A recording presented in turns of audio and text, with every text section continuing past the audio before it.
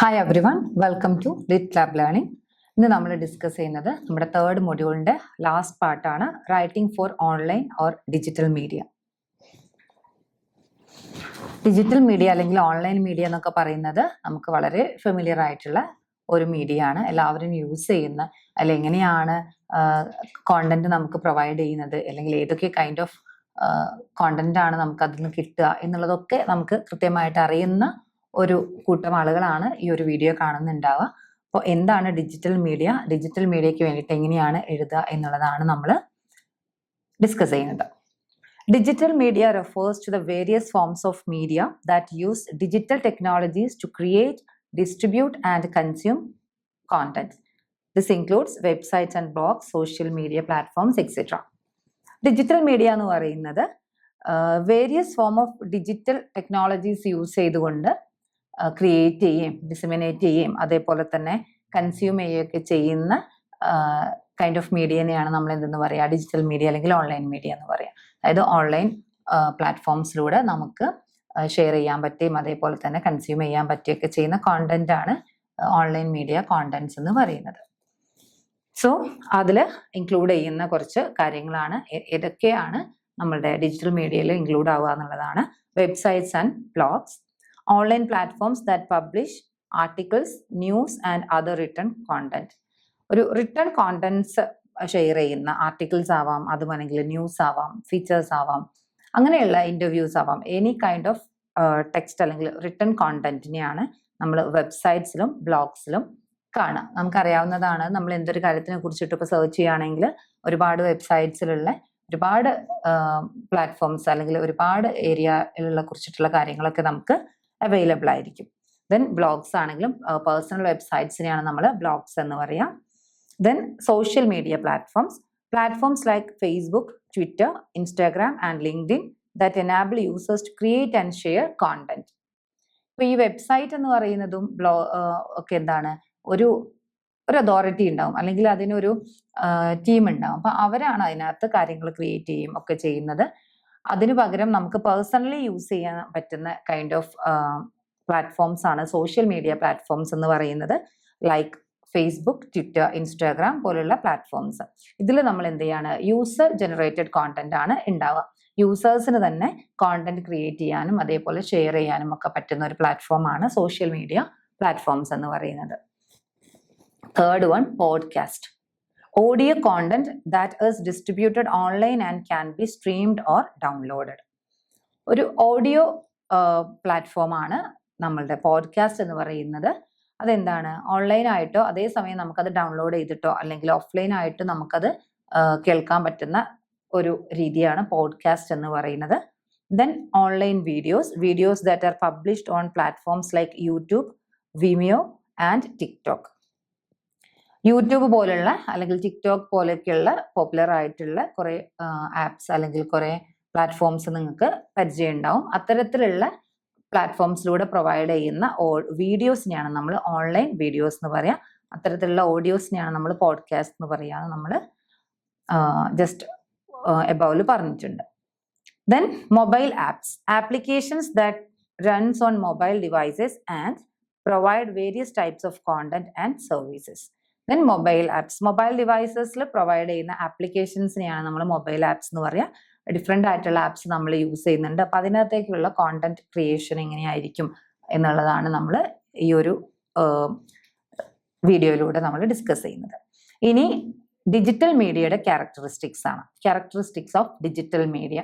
നമുക്കറിയാം നമ്മൾ ഏത് മീഡിയയ്ക്ക് വേണ്ടിയിട്ടാണോ റൈറ്റ് ചെയ്യുന്നത്, അപ്പോൾ ആ ഒരു മീഡിയയുടെ ഫീച്ചേഴ്സും ക്യാരക്ടറിസ്റ്റിക്സും അറിഞ്ഞിരിക്കുക എന്ന് പറയുന്നത് വളരെ ഇമ്പോർട്ടൻ്റ് ആണ്.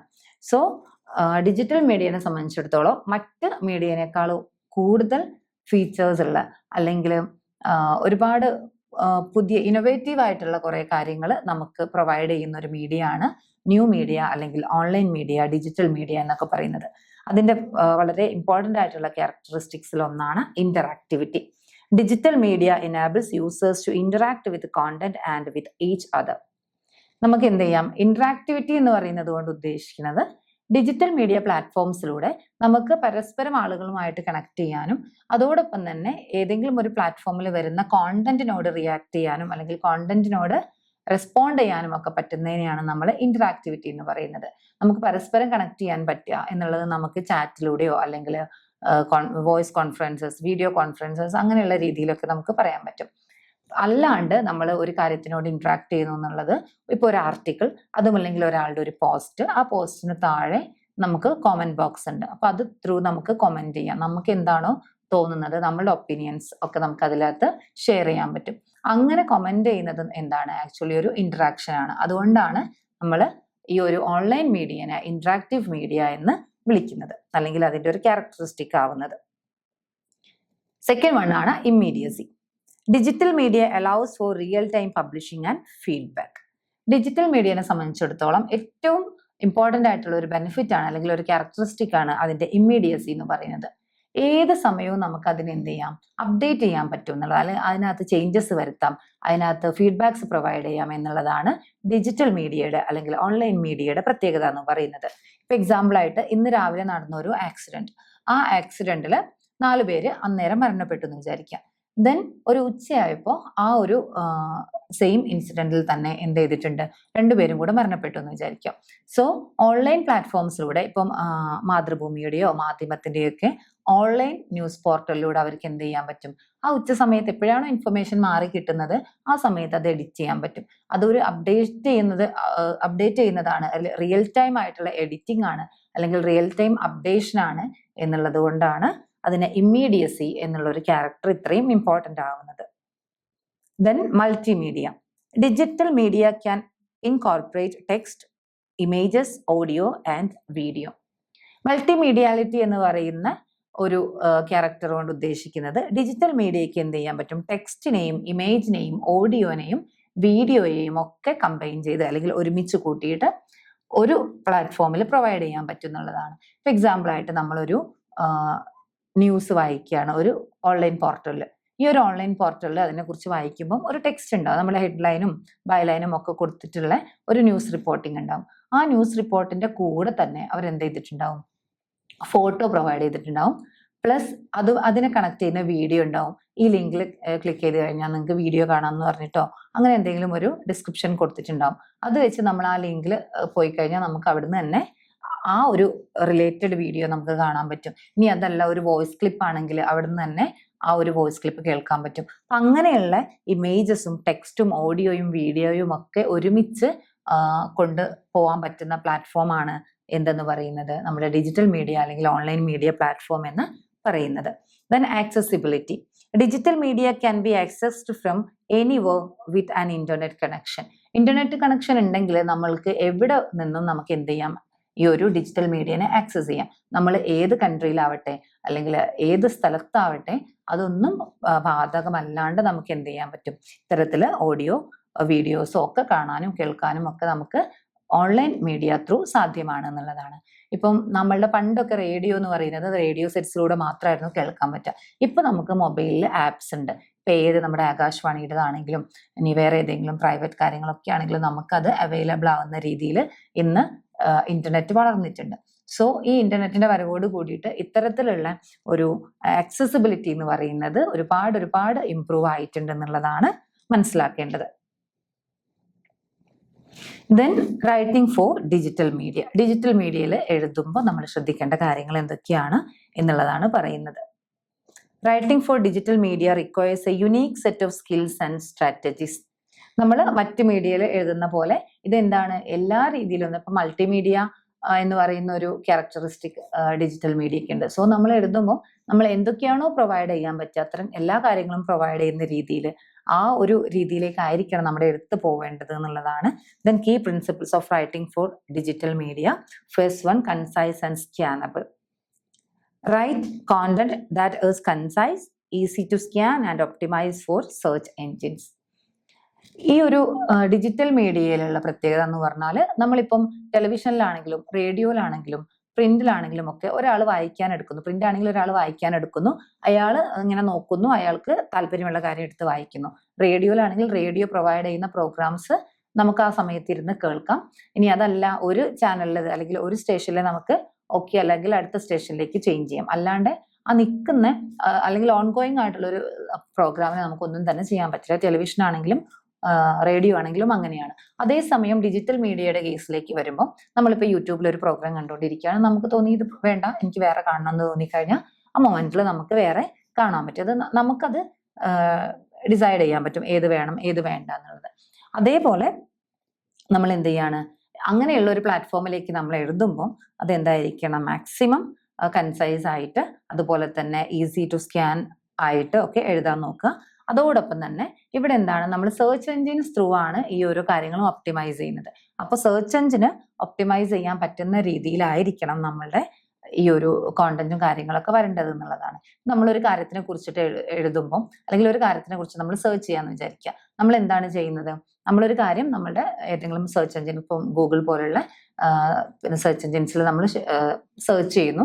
ദെൻ ആ സെർച്ച് ചെയ്യുമ്പോൾ നമുക്ക് ആ ഒരു കറക്റ്റ് ആ സാധനം മാത്രമാണോ അവൈലബിൾ ആവുന്നത്? അല്ല, അതുമായിട്ട് റിലേറ്റ് ചെയ്തിട്ടുള്ള എല്ലാ കാര്യങ്ങളും നമുക്ക് അവിടെ അവൈലബിൾ ആയിരിക്കും. അപ്പൊ ആ ഒരു കീവേഡ്സ് ഒക്കെ യൂസ് ചെയ്തിട്ടാണ് നമ്മൾ ഡിജിറ്റൽ മീഡിയയിൽ കാര്യങ്ങൾ നിലനിൽക്കുന്നത്. ഇപ്പൊ ഒരു കാര്യം സെർച്ച് ചെയ്ത് കഴിഞ്ഞാൽ ആ ഒരു പെർട്ടിക്കുലർ സാധനത്തുമായിട്ട് ബന്ധപ്പെട്ട ഒരുപാട് കാര്യങ്ങൾ നമുക്ക് ഈ ഒരു മീഡിയ പ്രൊവൈഡ് ചെയ്യുന്നുണ്ട് എന്നുള്ളതാണ്. Engaging and interactive. Use interactive elements like links, videos and quizzes to engage users. പിന്നീടുള്ള ഒരു മെത്തേഡ് അല്ലെങ്കിൽ ഒരു സ്ട്രാറ്റജിയാണ് നമുക്ക് ഇന്ററാക്റ്റീവ് എലിമെന്റ്സ് ആയിട്ടുള്ള ലിങ്ക്സ്, വീഡിയോസ് ആൻഡ് ക്യൂസസ് ഒക്കെ യൂസ് ചെയ്യുക. എന്തിനാണ്? ടു എൻഗേജ് ദ യൂസേഴ്സ് എന്നുള്ളതാണ്.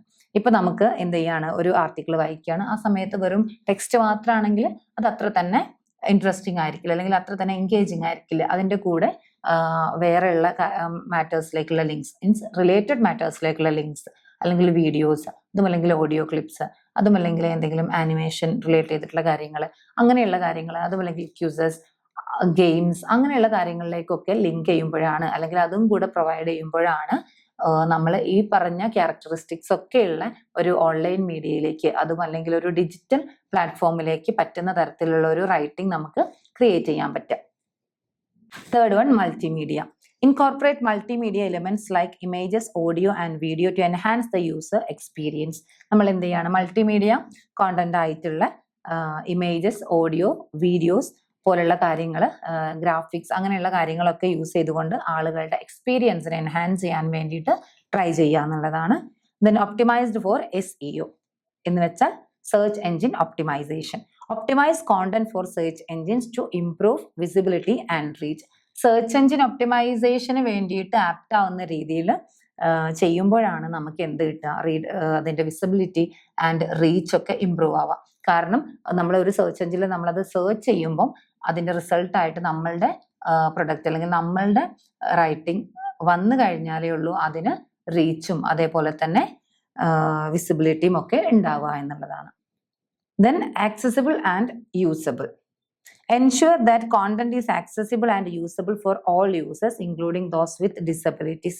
പിന്നെ നമ്മൾ എഴുതുന്ന കോണ്ടന്റ് എന്ന് പറയുന്നത് എല്ലാവർക്കും ആക്സസിബിൾ ആയിട്ടുള്ള കാര്യങ്ങളായിരിക്കുക എന്നുള്ളത്. അത് കോണ്ടന്റ് വൈസ് ആണെങ്കിലും അതിൽ പ്രൊവൈഡ് ചെയ്യുന്ന മീഡിയ വൈസ് ആണെങ്കിലും ഒക്കെ എല്ലാവർക്കും ആക്സസ് ചെയ്യാൻ പറ്റുന്ന രീതിയിൽ, അതിന്റെ ലാംഗ്വേജ് ആവട്ടെ, അതിന്റെ ഇപ്പം ഏതെങ്കിലും ഒരു ലിങ്ക് പ്രൊവൈഡ് ചെയ്തിട്ടുണ്ടെങ്കിൽ അത് ലിങ്ക് ക്ലിക്ക് ചെയ്യാന്ന് പറയുന്നത് എല്ലാവർക്കും പറ്റുന്ന കാര്യമായിരിക്കും. അതല്ലാണ്ട് ആ ലിങ്കിനെ ഹൈഡ് ചെയ്തിട്ടോ അല്ലെങ്കിൽ വേറെ ഏതെങ്കിലും ടെക്നിക്സിലൊക്കെ വെക്കുക, അങ്ങനെയുള്ള കാര്യങ്ങൾ ഏത് രീതിയിലുള്ള ആളുകൾക്കും ആക്സസിബിൾ ആവുന്ന രീതിയിൽ വേണം നമ്മൾ എന്ത് ചെയ്യാൻ, ഇത്തരം കാര്യങ്ങൾ ചെയ്യാൻ വേണ്ടിയിട്ട് എന്നുള്ളതും കൂടിയാണ് ഈ ഒരു ടോപ്പിക്കിൽ നമുക്ക് ഡിസ്കസ് ചെയ്യാനുള്ളത്. ഇതോടുകൂടിയിട്ട് ഈ ഒരു പേപ്പറിന്റെ 3rd മൊഡ്യൂള് കംപ്ലീറ്റ് ആയിട്ടുണ്ട്. Then thank you for watching.